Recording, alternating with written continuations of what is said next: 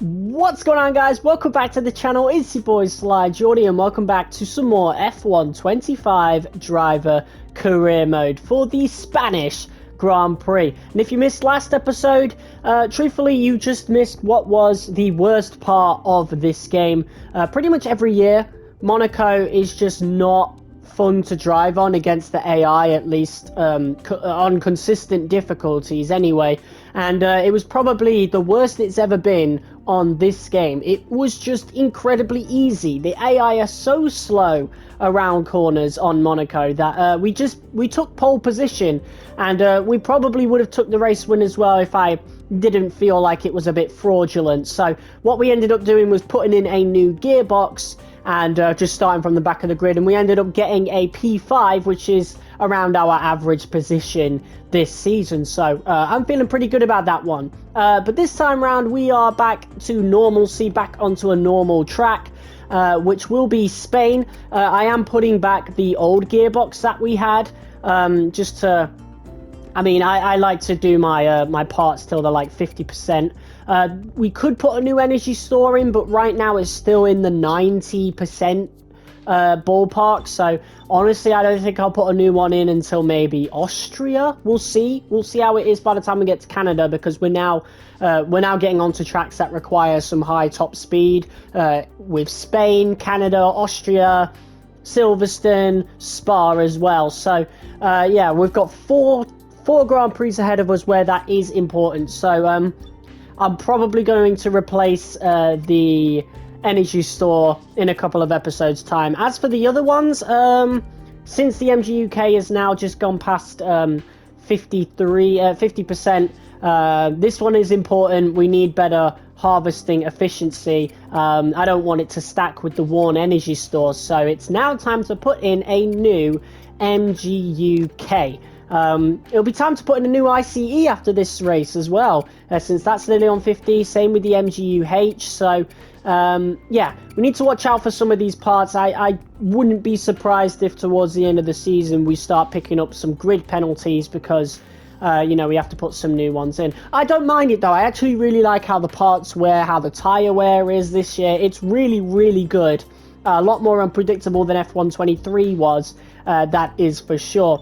In terms of the parts coming in, we do have an ignition system coming in. I think this was a failed one before. I think we wanted this in for Imola and it failed, and so we're now getting it for Spain.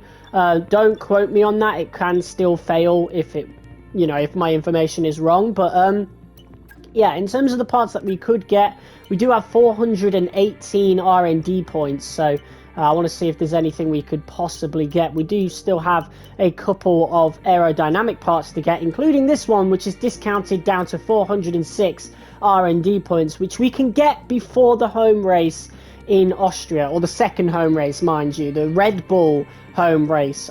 So yeah, getting this will bump us up to Aston Martin, Mercedes, Red Bull, and McLaren, or at least it'll bump us up to Aston Martin and Mercedes' range in terms of how good their aero is. So yeah, we'll do that, and I think we'll save up. I mean, there's not much to wait for, to be honest. I think maybe there will be the monocoque chassis coming next after the front nose cone structure, but I don't think there'll be anything else to buy this particular episode. So I also didn't realize that we're now 71 overall, which is pretty cool. Obviously, it's not really important. I think it just dictates what, like how much interest teams have with you, and hopefully soon we get like a secret meeting with a team that I'm more interested in. Honestly, if I'm going to be honest with you guys, I think we'll probably wait for like a Red Bull or an Aston Martin. I definitely want Aston Martin. That was always my plan for F1 24, to move to Aston Martin in Season 2 and win the Drivers' Championship with them, hopefully. So hopefully we do get a, you know, a secret meeting with Aston Martin at some point. But as we now enter our workstation, looking at the race forecast, there's a 22% chance of rain at the beginning of the race, so that could be very interesting. But all in all, it is mostly sunshine and rainbows in Spain at Catalonia. I want to look at the progress history just to see where everybody is. So with our upgrades, we've caught up to Aston Martin a little bit. Aston Martin have also got some upgrades going into this weekend. Alpine have gotten some upgrades. They're caught up to Haas and Williams. Now, Haas have been doing amazing since Imola, but they haven't upgraded since. So it will be very interesting to see where Williams and Alpine will be. Williams, of course, consistently getting a Q3 here and there with at least one of their drivers. A very similar team to us, just not as high flying, and also it's both drivers. It's not just one driver doing the work. So honestly, maybe over the course of the season, we might even see Williams overtake us in the constructors. It just all depends on when the driver ratings do get updated, because we are waiting for Isaac Hadjar to get an upgrade at some point. But looking at the season results, Ocon has got 3 P9s in a row, so Haas have made the most of their upgrades. I mean, he got a P9 even before Imola, so yeah, making the most of the upgrades right there. But now Williams and Alpine have brought in upgrades, and we have, of course, brought them in. And Aston Martin, they've not been doing too well at all, only gaining 7 points despite having a pretty good car. I don't know what's going on with them. But, you know, it's good for us because that means we've got less people to compete with. So without further ado, let's get into qualifying for the Spanish Grand Prix.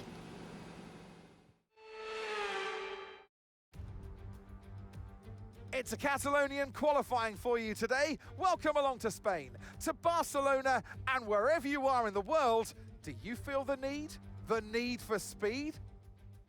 That voice line was always a little jarring for me. If there was any track to make a Need for Speed reference, why would it be Monza? You know, the Temple of Speed. That way it kind of fits the product a little bit more. Every time he says it about Spain, it just always feels off for me, and I'd rather they just get rid of the voice line. But yeah, we are about to go into one of the quickest circuits on the calendar. There is a lot of quick circuits on the calendar, but Spain has a lot of full throttle sections, so we're going to deal with a little bit of pain in Spain this episode, because we do have some engine wear. Maybe other drivers will be dealing with it as well. As yeah, I tried to push it flat around that final corner, but there's not enough track evolution just yet, so we do need to lift a little bit in Q1 here.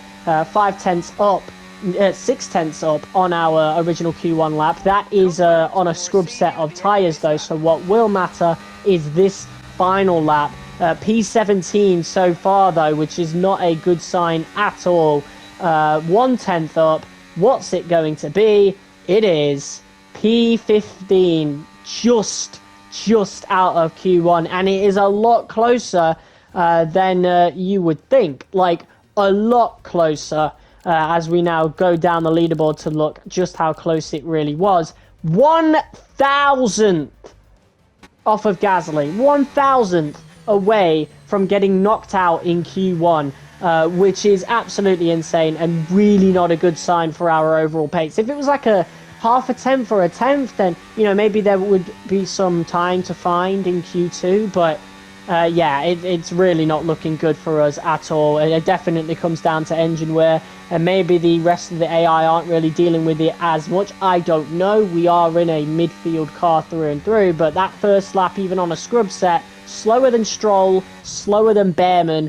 It's really not a good sign. Those are guys that we are never usually anywhere near in the races. But again, that was on a scrub set, as we are now on a fresh set of softs here. P15 provisionally anyway, as we're 4 tenths up coming into Sector 3. I've always been pretty strong at the first part of Sector 3, especially because there are some late braking zone opportunities there, as Russell knocks Behrman out and Antonelli out of qualifying. Let's see if we can possibly knock Russell out. It's not against the realm of possibility given his qualifying form this season, but it is us out of P12, so we're not even able to beat Antonelli. So a mix of engine wear and a mix of just overall struggling around Spain. The car just doesn't seem to get round the corners very strongly. But P12, given how close the Q1 scare was, really isn't bad at all. P15 would have been exponentially worse for us. So Yeah, I'll take a P12. I'm absolutely fine with that. Let's see what we can do with it. Welcome along, everyone, to sunny Spain, specifically to the Circuit de Barcelona Catalunya. So many great moments in Formula One history have been written at this very track over the years, including Michael Schumacher's first win for Ferrari back in '96. That win was in the rain. We might have better weather here today, but we're just as overjoyed to be at the Spanish Grand Prix. It's an updated track at Catalunya, and the popular opinion in the paddock is that we never wanted the chicane in the first place. That's now been gone, the final corner is much faster, and at 2.9 miles and 14 turns, we await the Spanish Grand Prix. Given the amount of testing that goes on here and the amount of laps that you and all the other drivers have done, what are the challenges that are left when it comes to the race? Well, this certainly is a favorite track when it comes to testing. And I'll tell you why that is. It's because it offers up so much variation. You've got corners that are fast, that are slow, that are long, that are short. So there's a lot to think about and a lot to work with. But T9 is one of my personal favorites because it is so challenging. Every time you get there, you think, should I lift or should I stay flat? Well, I tell you, stay flat. Commit. Okay, here we go. I know what you can do. Don't let me down. So, in terms of strategy, I really didn't know what to make of either of these. I had no idea what I wanted to do, so I didn't make a decision. In fact, I wanted to see how the softs felt. Everybody is going on the softs, everybody around me anyway. And I wanted to see just how quick the tyre wear was. The interesting thing here is that it's not sunny Spain this time, it is overcast, so that will keep engine temps down and it will also keep tyre wear down, even though grip will probably be a little less as well. But it keeps the tyre temps cooler, so I kind of want to gauge just how bad the tyre wear will be. In practice, it was pretty harsh on the front left, so I'm not even sure if I feel safe on the softs, but if the rest of the grid feel that way, if the strategy team feels that way on both strategies, I'll go for it, and we'll see what we can do throughout the race. But here we go, 5 red lights are now out, and we are underway. Max Verstappen gets a good getaway. He really does need a good getaway after the last few races. He gets in front of Lando Norris. Oscar Piastri is in P3, already getting pressured here by Sonoda, and Charles Leclerc going around the outside of Piastri as Verstappen still leads the way. We got Carlos Sainz in P7. We have jumped up to P8, so it's a really good start from us, of course. You know, we usually have a couple of cars in front of us that don't get a good start, but Oscar Piastri is looking quite slow here. Not good for him. Maybe that's AI engine wear coming into play as we now settle in between Carlos Sainz and Esteban Ocon. So we seem to be the quickest of the soft tyre runners, at least right out of the gate. I don't know how it's going to be versus Sainz here. There's going to be a lot of dirty air on this first lap as well. But Sainz is already starting to get gapped by Hamilton, so who knows. We are struggling to make it round certain corners, though. So I definitely want to get past Sainz, and then even if the guys in front of us start to gap us, I want to see if we can get into some clean air. But to my surprise, my front right is actually still cold. Hence why we're struggling for grip right now on, you know, particular corners anyway. Particularly the ones where we were going right, and maybe that's why we were losing a bit of time to Carlos Sainz. But you know, we still have a lot of ERS to work with despite the weakened energy store. Like I said earlier on in the episode, it's still in the 90% ballpark, still a lot to work with, so let's see what we can do with it. But obviously the soft tyres are going to run out very soon, and we got to watch out for the likes of Fernando Alonso and probably everyone around him as well. As we skip ahead now to lap 5, we weren't able to catch up to Sainz at all, but Piastri definitely has some engine wear. He is falling down as low as P7, so it's either engine wear or he's got an engine issue. Either way, Carlos Sainz is up into P6. He is flying high in that Williams, and perhaps that's where we would be if we had more fresh engine components. I don't know, but so far this seems to be our overall pace. Just battling for the final few points as Fernando Alonso makes the pass on us for P8. I'm not going to fight that too hard. He's on the mediums, and I don't want to lose too much time to the cars in front, especially since I think we can still catch Sainz. You know, I think we could be on the pace of him. Maybe we could take advantage of Piastri's engine wear. I don't know, but on these soft tyres it is not going to happen, so we'll have to wait until later on in the race. But even Ollie Bearman is looking quicker than us at this point. We know the Haas is pretty much quicker than us at this point, given a few upgrades. They have certain upgrades that definitely make them quicker than us. And yeah, my soft tyres are definitely not looking good. I still don't know whether or not I should pit earlier, though. I don't want to set myself off of, set myself off for the rest of the stints. But we are going to pit on lap 9, and we're going to pit onto a set of hards. You may have seen me switch to those earlier on the MFD. But yeah, I don't know if the hards will work at all. I'm just going off of how quickly the tyre wear accumulated on these soft tyres. So I'm not sure if I trust the mediums on this second stint, even though I do have 2 sets of mediums. I might regret this later on in the race, but I've always trusted the hards. The hards have never really let me down, so let's just see what we can do with it. We've got about 2 seconds of clean air.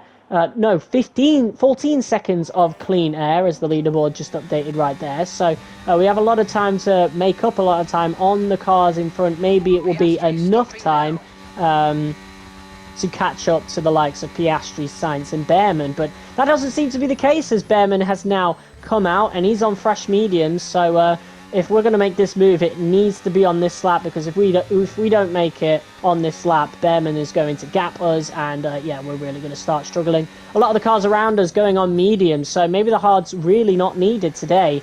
I don't know, but we're not looking and feeling the quickest. I'm struggling for grip. Bearman, as you can see, is already starting to gap us 7/10 up, and that is going to rise quite a bit as we move ahead to lap 16. Bearman is 3.5 seconds ahead. We are nowhere near him as Piastri pits. Lance Stroll is making the pass on us. I'm going to make the fight a little bit more difficult here, as we still have the inside here, and that is the pass made to retake P9, but it is only going to be a matter of time before Lance fully takes that position. Alex Albon is not too far behind, so it looks as though soft mediums to mediums was the most viable strategy. Even though it is sunnier now, maybe the tyre wear will pick up a little bit more, and you know, we can start overtaking the mediums. But Bearman has gained a second in that time we've been fighting Stroll, so maybe we should have just let him pass on that last lap. I let him pass now,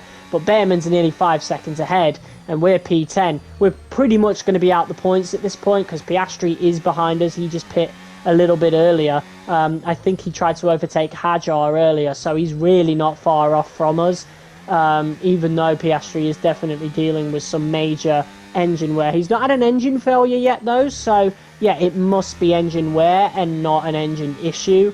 So maybe I think he's dealing with the same issues as us, but maybe in a bigger way, because he has had a huge drop-off of the guys he's usually fighting with. But we've got DRS here on Lance Stroll, coming up to the back of him quite quickly, so Stroll's pretty slow. We're going to do the switchbacks, the little switcheroo right there, very drastic there. I'm surprised we didn't lose grip. It didn't look that dramatic on board, but it looks really dramatic on the replay. So yeah, I had to have it there just to show you guys, because that was pretty cool, to be fair, pretty cool looking.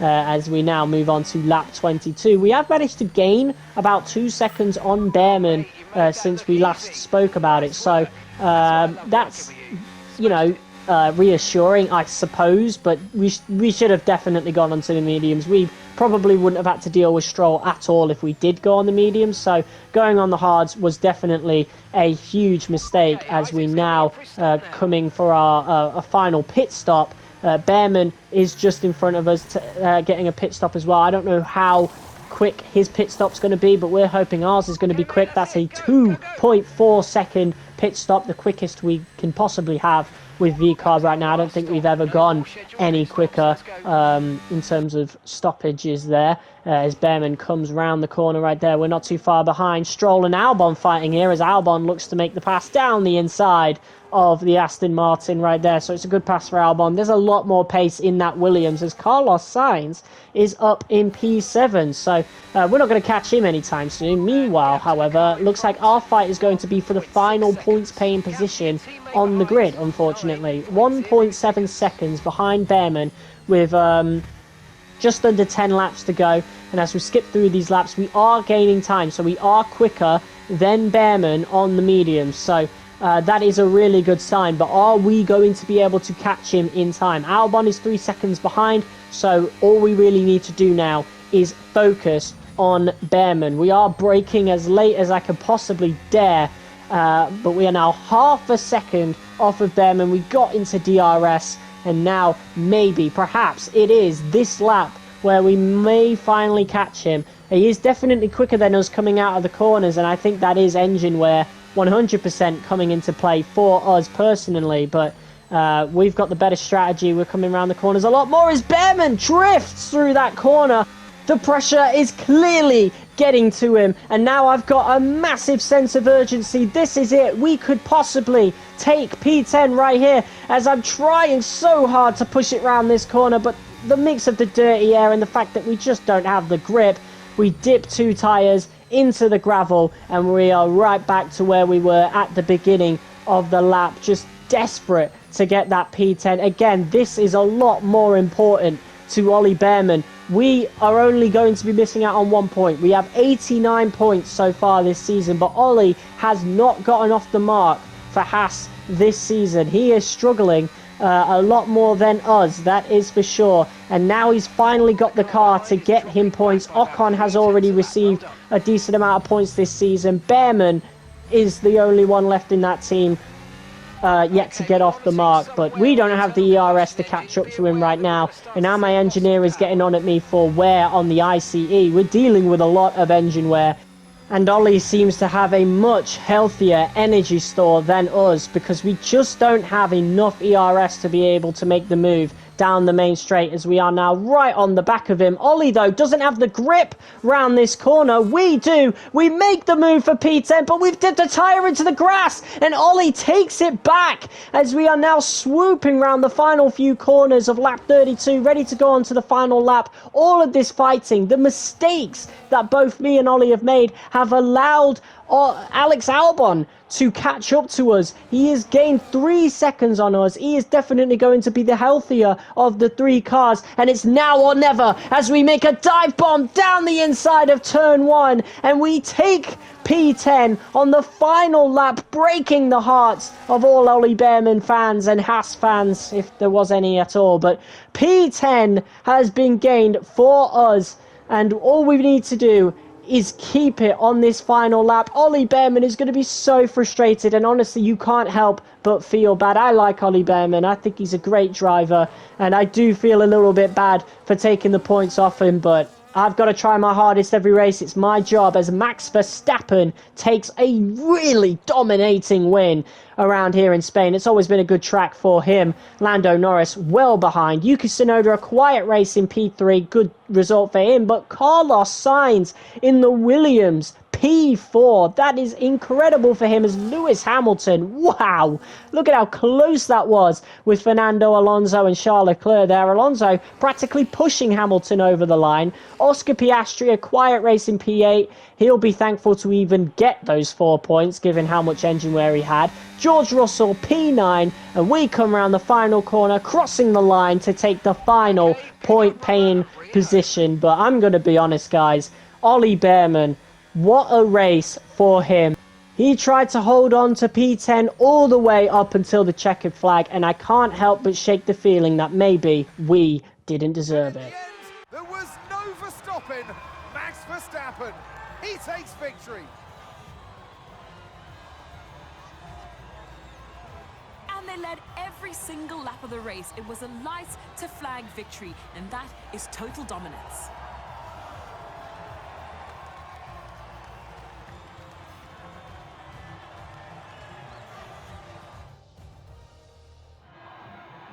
Well, I don't know about you, but I've absolutely loved watching that action today, and I'm sure these 3 have loved taking part. Here come our podium finishers. One of the all-time greats celebrates yet again. It's another podium, it's another top step for Max Verstappen. Well, another important win for the world champion here. He is now getting closer and closer towards Lando Norris as he consistently is now winning these 1v1s. And when he isn't winning the race, he is still beating Lando Norris. Of course, Oscar Piastri won the last one, so that's good for him. Yuki Tsunoda, a strong result for him. He's starting to pick up some really good results here, and he will not be too far behind us at all in the drivers' standings if he isn't already ahead of us. But that's a point gained for us. Like I said, I don't really feel like we deserve that one. I kind of feel bad for Ollie Behrman, and maybe I should have took a step back, but that's inauthentic. You know, I've got a job to do as a Formula One driver. I got to push the car as far as it possibly can go, and we just about managed to take P10 here with all the issues that we had with our engine. But Charles Leclerc and Hamilton definitely have overtaken us now in the driver's standings. I don't think we're going to catch up to them anytime soon. Tsunoda is really not far behind us. But to my surprise, my championship rivalry is a guy that is well ahead of us, actually, about 20 points ahead of us, and that is Oscar Piastri. I think it would have made more sense to have a championship rivalry with Yuki. And it would have been more interesting as well, since he is the senior Red Bull driver. But yeah, I guess Oscar Piastri is our championship rival. I don't think we're going to win that at all, but who knows? Maybe in the next few races with our fresher engine components, maybe? I don't know. Piastri has gotten multiple wins this season. I just don't see why the game has chosen him as the championship rival. But guys, cheers for watching this episode of F1 25 Career Mode. If you guys liked it, be sure to hit that like button as large as you possibly can. I'll see you all next time. Peace.